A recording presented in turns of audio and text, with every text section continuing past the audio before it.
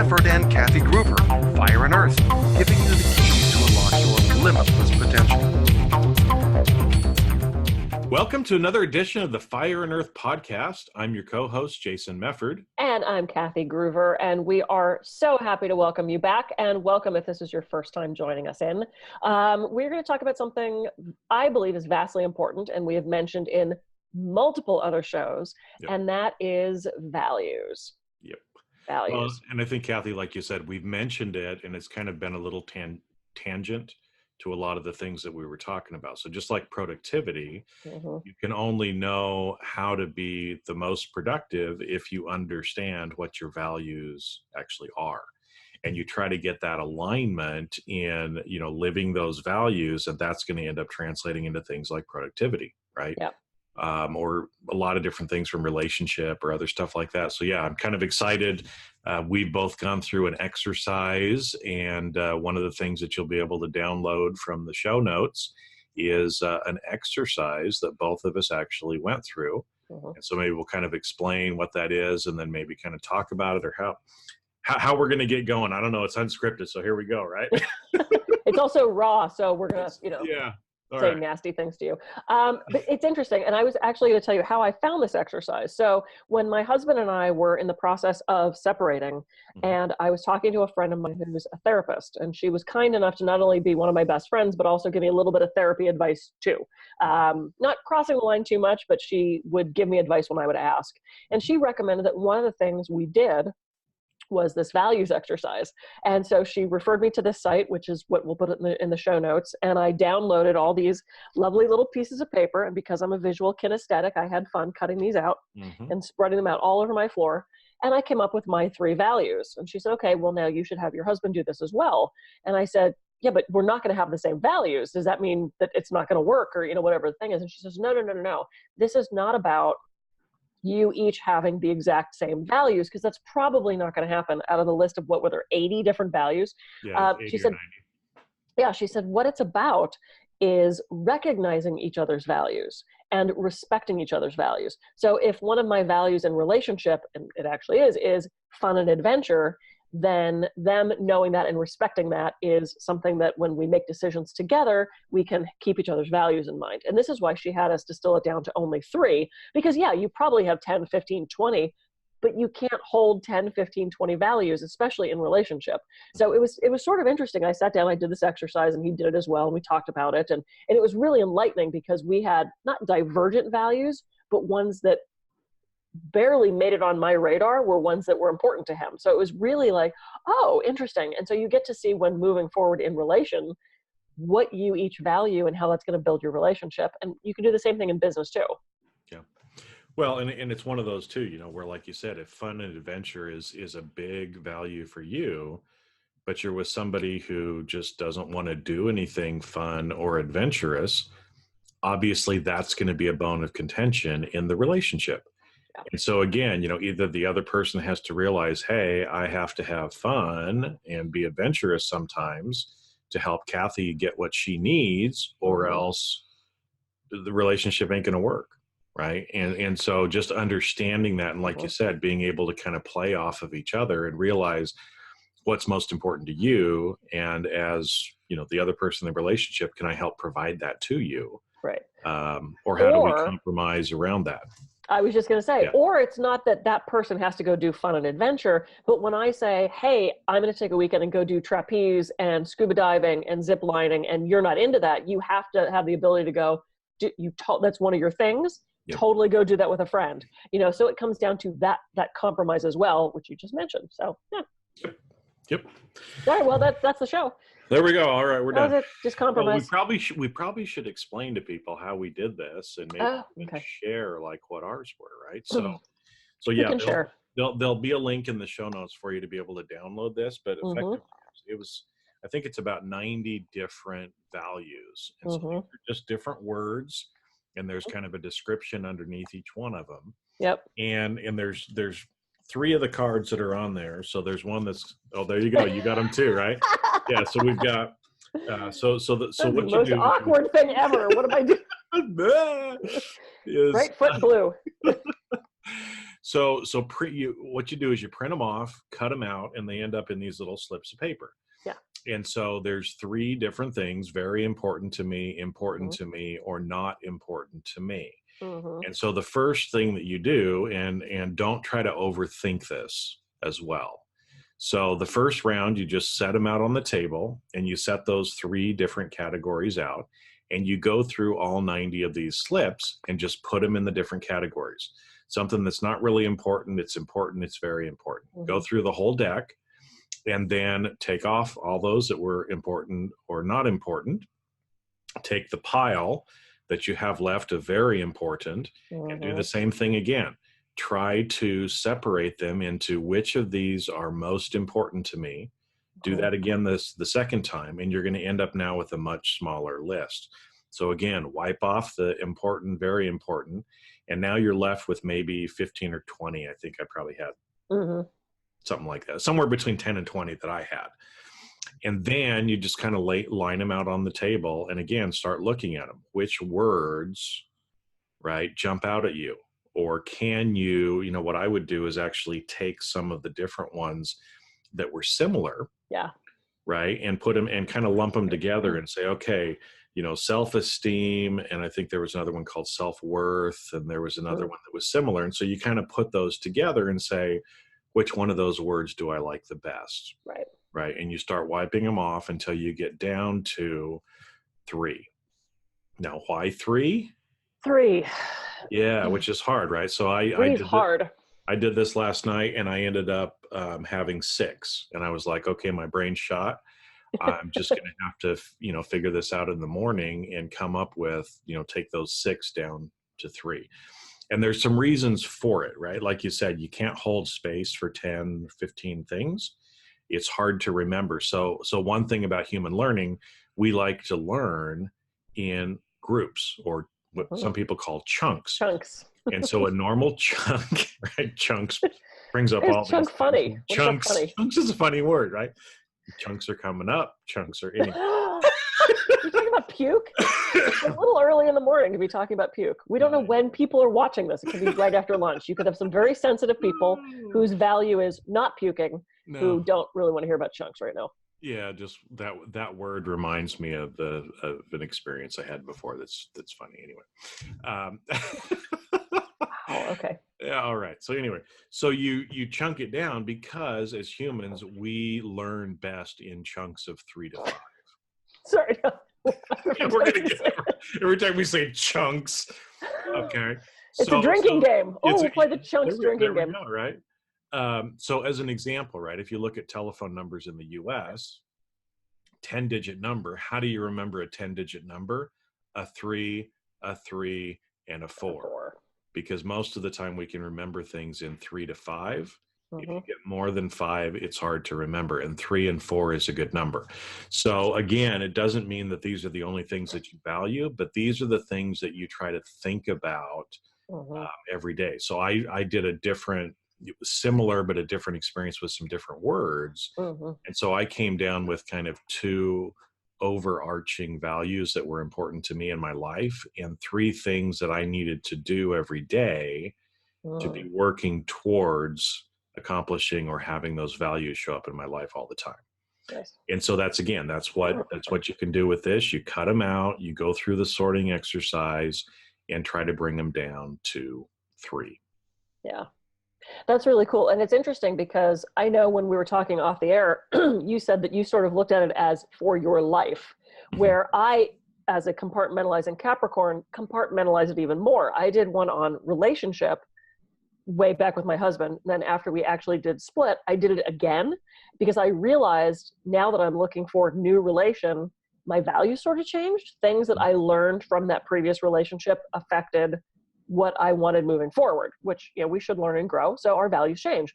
And then the one I did a couple days ago in prep for this episode was specifically my speaking, because I think my values going in with massage and that type of hands-on work that I do are different than me moving forward as a speaker. So I almost have, they're all there's a lot of crossover, but they're slightly different depending on which hat I'm wearing. So I thought that was kind of interesting too. It's like, there's definitely some like I said, crossover, Mhm. but for the most part, they're a little bit different. Well, and it brings up, I think, what you just said there, two important points for people to remember as you're doing this. First one, as we age or at different times in our life, we may place more emphasis or more value on certain values, right? Mm-hmm. Because of the stage of life that we happen to be in. And that's okay. It doesn't mean that, if you value something slightly different now than you did when you were 20, it Mm-hmm. doesn't mean you're unethical. It doesn't mean that you're, wishy-washy or any bullshit like that. Right. It just means over time and at different points in our life, there's different things that we're going to value more because we need that to get us to where we want to be. Right. So Right. that's kind of the one thing. And the other one is, again, you could do this exercise in lots of different ways. You can think about it as, hey, my relationship with my significant other, Mm-hmm. my relationship with my kids, my business, my life in general. Yeah. And so there's no right or wrong way to do this. Mm-hmm. Right. And there's no right or wrong, oh, you should have this as your particular values either, because everybody's different and that's okay.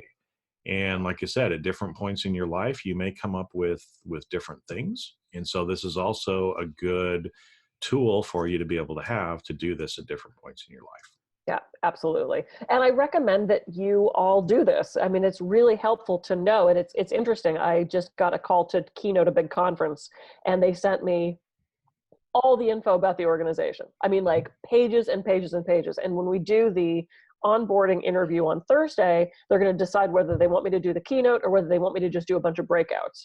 And I was reading through their info, which is one, so well put together. But one of the first things it says in this packet of stuff about this organization is what their values are and how they meet those values. So I now know what this organization stands for. So I can go into this meeting on Thursday informed and well-armed to say, look, you value interconnectedness and relationships. This is how what I do leads to that.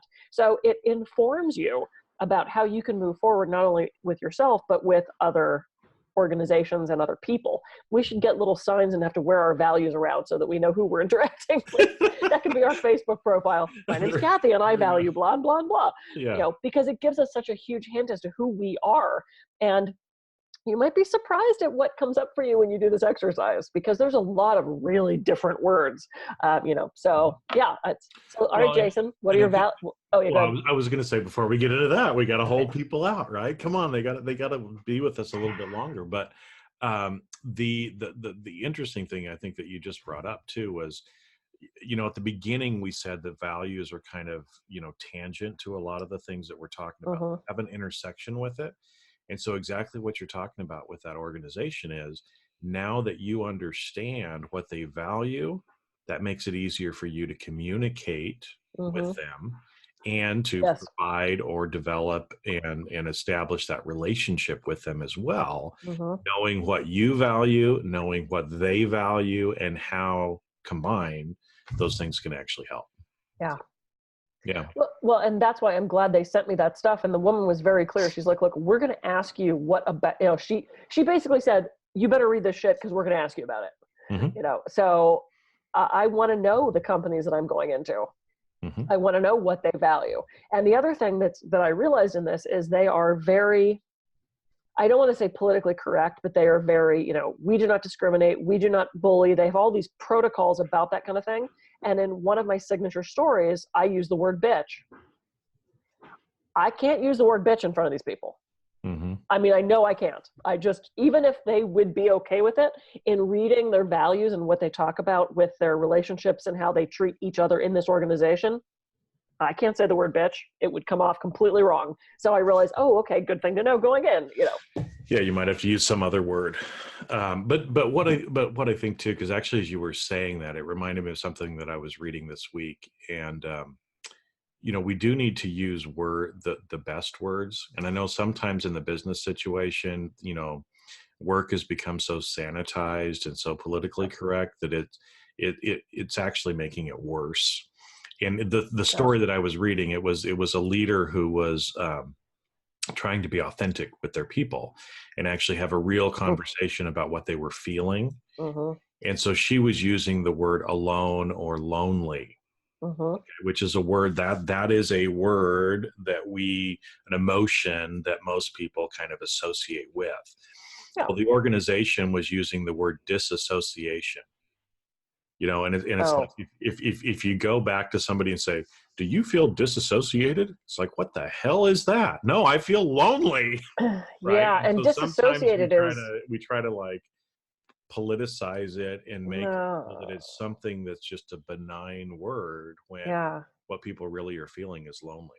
And Right. so Well, and again, also disassociated, I mean, with a psychology background, disassociation is a very different concept than loneliness. Disassociation is separating yourself out and compartmentalizing yourself into something else right. to avoid something. So, yeah, wow, okay. Yeah. Weird. Anyway. So, all Hmm. right. So where do we go from here? What are your values? Oh, well, how can I share unless you share, right?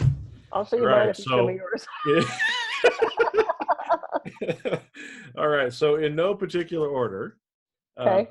the first one that I picked. So maybe I'll share one up first, and then you can share. Okay. Was autonomy. Oh. Okay, and so the description for autonomy is to be self-determined and independent. And so, for me, that is an important thing. Mm-hmm. Um, why? I don't know exactly, but it has been that there's this sense that I can take care of myself, Mm-hmm. that I'm free, and autonomy kind of does that. Now, like we were talking about before, as you go through this exercise, you're going to find that and so to me, for example, money was one of the things that was in there, right? Or wealth, I think, was the word Yeah. that we used. Okay. It made it for a while on mine. Yeah, and it did on mine too. But then as I thought about it, it's the wealth provides me autonomy. And so for me, it's the feeling or the value of being autonomous that's more important than the wealth. The Right. wealth is one way to help me be autonomous, Mm-hmm. but it's not the only way. Sure. And so again, as you go through the exercise, you're going to start to see that there's certain um, things like that you can cluster together and figure out, Mm-hmm. maybe what's the higher level thing. Maybe some of these Right. other things help you achieve that. And so that's also a way to help you kind of sort it down. Okay. So that was one I had. What you got? What you got? I have, because again, I was going from the place of just my speaking stuff. So service, Okay. to be of service to others. Pretty self-explanatory. One of the things I really value when I do the motivational speaking, and also all the other work that I do, the coaching, and the neighborhood cat just came in. Hi, Alistair. He's going to want food in a second, so this is going to be interesting. I want to be of service to the cat. So no, the being of service, of providing knowledge, providing information, that's why I got into every profession I'm in, is to be of service to other people and to help them grow and evolve and learn. So that was actually sort of an easy one for me. Now, I certainly wouldn't pick that in relationship necessarily, but for a profession, for especially the speaking work that I do, I want to impart that information. So to be of service was definitely on my list. Well, and it's interesting because as you say that, though, I mean, because we're both speakers, we know lots of different speakers, and while it should be a no-brainer that you're there to serve Right. the people that you're helping or working with, for a lot of people that is not the case. Yeah, They are of up on course. stage to show how great they are, how polished they are. It's an ego kind of thing. And so you can see too, if somebody, really is more concerned about how they're perceived or their ego, they're going to show up a lot different than a speaker who is there to serve. Yeah. And so you will work and show up differently because you recognize that as your value. Yeah. When I just did my second TEDx, and there was another speaker there who was probably the biggest bitch I've ever met. And this disappointed me because she's a well-known speaker. She gets tons of gigs. She gets paid a lot of money, and she's an asshole. Mm-hmm. And if anybody ever says, oh, do you know so-and-so? It's going to be really hard for me to control what this face does to not be like, yeah, raging bitch. She was so rude to everybody. It was under the gut, like she was helping, but she was bitching about helping. So that wasn't, And then I get off stage, and I don't think I told you this. On my way to my TEDx in the car, I found out my dad died. Oh no. So I I didn't had to get realize on. that was when you found out. Yeah. So 2 hours later, I had to get on stage. I did it, compartmental, kick butt. Thank you. Got off stage and lost my shit. And I fell into a heap. And unfortunately, I fell into a heap in this woman's arms. And whoever was closest just kind of grabbed me, and I started crying. And I kind of pulled it together, and everyone's like, "Oh my God, how did you do that talk? I can't believe you did that." I'm like, "Well, service, you do your thing." And I said, "Yeah, I'm gonna have to cancel this gig I have for Monday." And she goes, "I'll do it." And I said, I don't really know her. And she goes, "Well, I'll do it." And I said, "Okay, well, it's a talk on stress." "Well, I talk about stress." I said, "Okay." She goes, "How much does it pay?" And I said, "Well, it actually doesn't pay." "Oh, well, then I'm not doing it." "Oh, will I get good video?" And I said, I don't know, probably not." "Oh, well, then I'm not doing it." Yeah. So What? no, I think that's a great example, right, of somebody who values something completely different than what you do. Right. And because of that, she shows up in a different way than you do, even though it's the same business. And so again, Ah, that's why going through an exercise like this is so important for people, I think, to do, because you know, I mean, if she went through the exercise and service was one of her top ones, then she definitely ain't showing up in right. alignment with what she's supposed to be doing. So she would need to change. But Well, and to your point, I suppose I shouldn't be judgy that was her goal. I mean, she just has different values than me. Her values were clearly not simply being of service. They were the money and the yep. video. I don't think video is a value, but you know, I mean, it just didn't align with my values. Yeah. So she's not really an asshole. To me, she is, because she has different values than me. So, all right, I have to reframe that. All right. Learning. Ugh. Okay. All right. All right, the cat is going to eat me. The cat is going to eat you. When you He's weren't so prepared and beautiful. had the cat food right there too, right? See, here we Oh. go. Another animal. Oh. Look at that. We actually have an animal on camera. Oh. Okay, buddy. You're going to have to wait till we're done with our values. There's food in your bowl. He's not my cat. He keeps showing up. Okay. Yeah. Value number 2 for you, Jason. All right. My next one, contribution. Oh. So contribution is to make a lasting contribution in the world. And, you know, it's in my own little way, I want to help change the world. And Yeah. so, you know, some people might use the word legacy or other things like that, but, you know, I want to accomplish big things, you know, if you will, and change the world, make it a better place because I was here. But also realize that you don't have to, you know, be somebody like Gandhi who impacted millions of people, because your contribution can even be just impacting the few people that are around you. Yep. And in fact, you know, contributing and impacting those direct people around you, that's how change is actually made. Yeah. Because as you affect or impact them, they go on to impact other people, and it's that whole ripple effect kind of in the water. So to me, yeah, contribution is important. I want to feel like before I kick out of this world, that I've done some good things and I've helped improve people's lives, which, hey, that's probably one of the reasons why we're doing this podcast, right? Yep. Because I want to help contribute and, you know, help people live a better life, not be in fear so much, and actually really unlock their potential, take action. Yes. And do the things that they need to do to have a beautiful, wonderful life. So at the same, you know, when they kick off, you know, same sort of thing, right? People are going to say, wow, the world was such a better place because Kathy Gruver was in that world, sharing her message to thousands of people through speaking. Yep. And that goes hand in hand with service. So we kind of have some crossover on that. Yeah. Oh, that's so cool. Slightly different word, but again, you know, some of the stuff, and that's again, like I was saying, as you go through this exercise, you're going to find that a lot of the words are kind of similar, but there'll be certain words that may resonate more with you. So that's the one you should pick. Right. Exactly. And to that point, I cheated. You cheated? What, did you pull one out of the deck?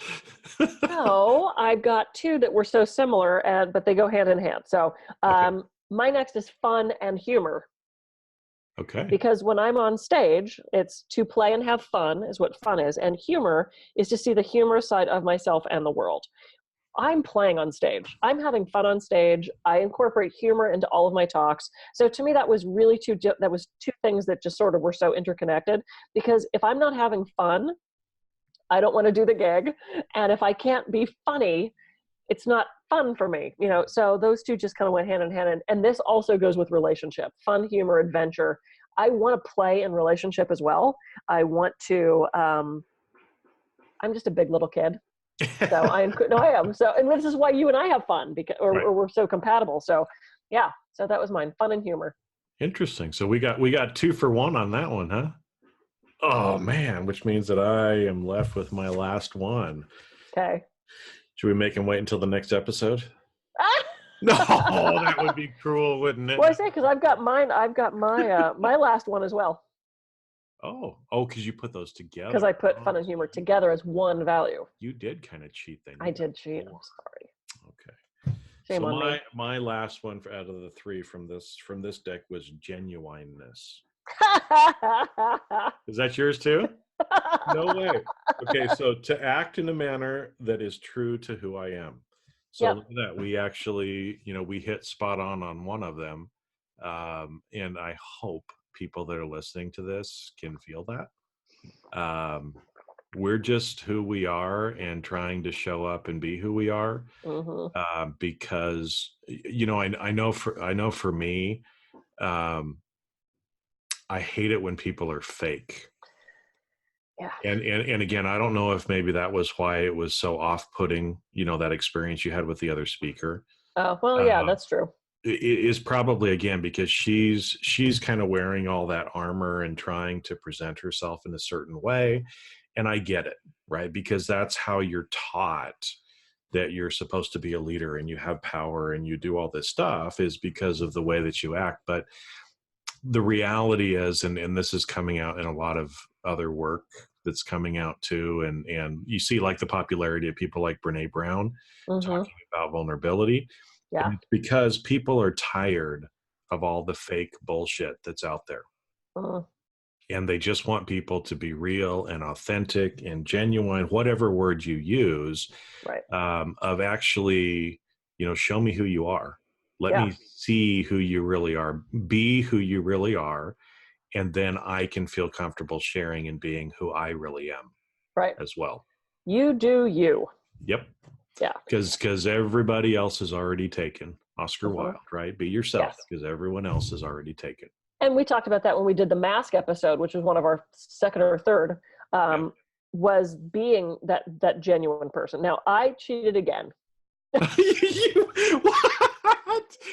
Okay, so I picked genuineness. So genuineness was my last one, but my genuineness went with creativity. Creativity, to have new and original ideas.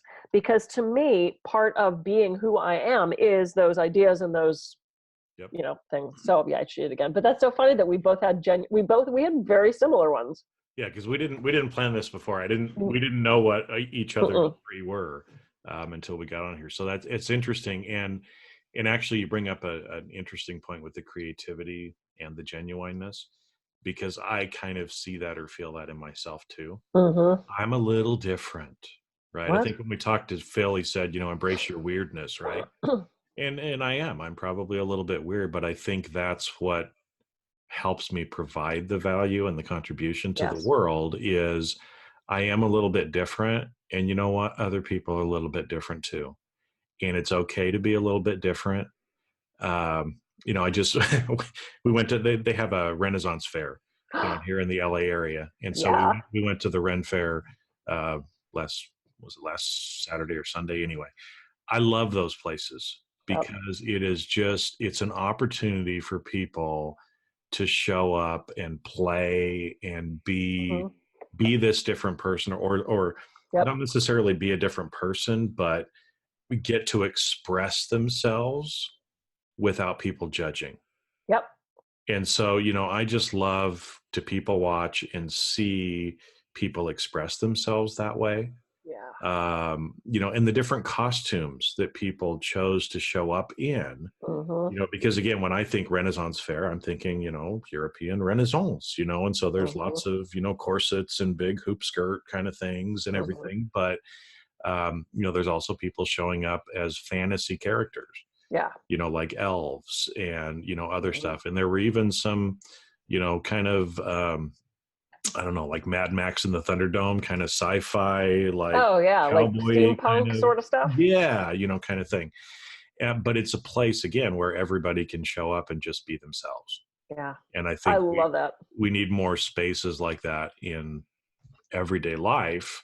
And so the more genuine, authentic, vulnerable people are, the more we're actually going to connect as human beings, because Right. then we actually get to see who the other person is and love them for being however different or quirky or weird or whatever word you want to use on it. So anyway. Yeah. Well, and I love the Renaissance Fair. I used to go every year. I have so many costumes, and it's because as a former actor, and Halloween is my favorite holiday. So, I used to, I've got so many costumes. I have friends all the time. Do you have a blah, blah, blah? Do you have a this? Do you have a that? Of course I do. Somebody said, oh, it's a shame you don't have a tiara. I said, why would you think I don't have a tiara? Like, what would ever, have you met me? Why would in the world would you think I don't have some sort of crown that I can put on? But yeah, so it's interesting in doing this exercise, though, what I realized is when I'm on stage, I'm going to be me. I'm going to be quirky. I'm going to be weird. I'm going to be creative and funny. And if I'm not having fun doing it and I can't be of service, then I don't want to do it. So that's what it got for me. So yeah, so hopefully everybody that's listening, you can kind of see the value in this exercise. And that was pretty punny, wasn't it? Yeah, he's not weird at all. But also how, even coming down to those three, you can see how there's intersection usually between those three. And if you're seeing that as you go through the exercise, and guess what? You probably did it right. Right. Well, there's no right. I mean, well, okay, there's no right or wrong. You're right, but you're right. Wait, what? Yeah, okay. But you should be able to see some of the intersection in that and how those feed off of each other. Absolutely. And so now, again, as you show up, as you try to do things that, support or are in alignment with those values, your life is just going to open up for you. Right? Because again, like the genuineness, if that's something that we really value, which we do, because I know you, then for us to be that armored up, just perfect, prissy, whatever, prudish kind of person, how we're going to feel about ourselves is horrible because we are trying to pretend to be someone that we are not. And so, that's why if that's one of your values, and embrace your weirdness and, and go out there and do that. And for me personally, since one of mine was fun and humor, if I am not being genuine, if I am not being myself, it's not fun for me. So they all intermingle. So, oh yay. Well, I do encourage you all to do this. Down in the show notes, we have a link to where you can get all of these lovely cards. Yep. And I like this one because because I found some that was like, circle these, and that doesn't do it for me as much. I love actually the physicality of putting them out on the table and choosing and putting them in piles, visual kinesthetic. So, do what works for you. But I do encourage you to do this, not only in relationship, and when I do coaching and I do talk about relationships, I have recommended to so many couples to do this. And then also in business. I remember doing this at a small business association meeting probably 10 or 12 years ago. We were allowed to pick one. They put them all out on the table, and we had to walk up to the table and within 5 seconds grab our most important value. And I picked humor. Yeah. I did, because and that was more in the massage realm, but I want to make my clients laugh. I want to bring my personality to that. And this is one of the reasons I never worked in a buttoned up spa, because Mr. Mefford, your table's ready. I can't do that. Yeah. Can't do it. So yeah, know what your values are, and that leads you to the next thing, whether it's a good relationship or better focus in your business. I recommend it. And the more that you show up and are true to those values and have the alignment with it, the more the universe can open up to you, Yes. the better you'll feel about yourself, and you'll feel about the other people that are in your life as well. And you will develop stronger relationships. Yeah. And this is what's so funny, ironic, haha funny kind of thing, is that sometimes people are afraid if they are who they really are, that people won't like them. Mm-hmm. But here's the reality. If you're really who you are, yeah, some people aren't going to enjoy you, but the people that do are going to freaking love you. Right. And that's really, those are the relationships that you want to have anyway. Mm-hmm. The other people that don't get you, let them go. Yeah. Let them go. And it is really none of our business what anybody thinks about us. Yep. Really isn't. So go live your values, be genuine and true to yourself. Go have fun. Go change the world. Right. Yeah, that's it. Go. So go out, do the exercise, download it, print them off, and actually then start trying to live your life in accordance with those values. Mm-hmm. And while you're doing that, we're going to be recording another episode. So we Woohoo. can see you on a future episode of the Fire and Earth podcast. Yay. I'm Kathy Gruver. I can be reached at kathygruver.com. And I'm Jason Mefford. I can be reached at jasonmefford.com. So go out and we'll see you on a future episode. Have a great rest of your day. Take care. Bye.